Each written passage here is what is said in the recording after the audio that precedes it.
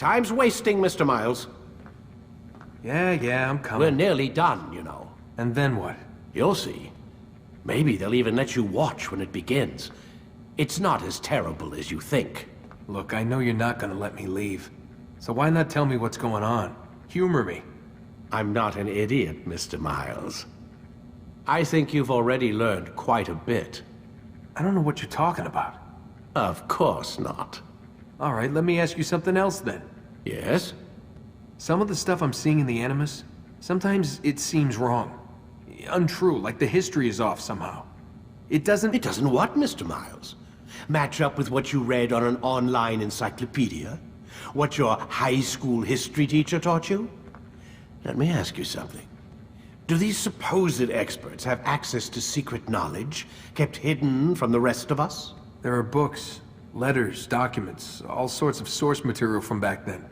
Some of it seems to contradict what the Animus is showing me.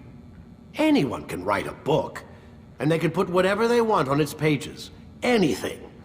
Used to be, we thought the world was flat. Some people still do.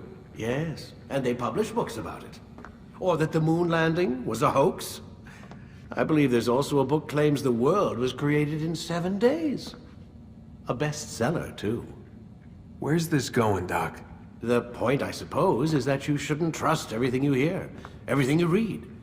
What's that your ancestors said? Nothing is true? Everything is permitted. Yes, exactly. It's part of what makes the Animus so spectacular.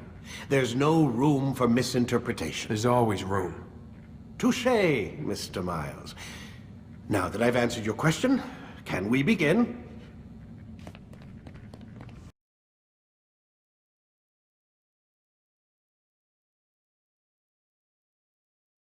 I'll do my best to answer. The merchant king of Damas murdered the nobles who ruled his city. Majd-ad-Din in Jerusalem used fear to force his people into submission. I suspect William meant to murder Richard and hold Akka with his troops. These men were meant to aid their leaders. Instead, they chose to betray them. What I do not understand is why. Is the answer not obvious?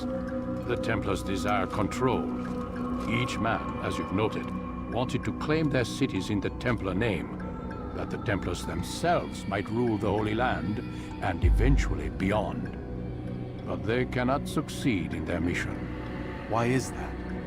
Their plans depend upon the Templar treasure, the Peace of Eden. But we hold it now, and they cannot hope to achieve their goals without it. What is this treasure?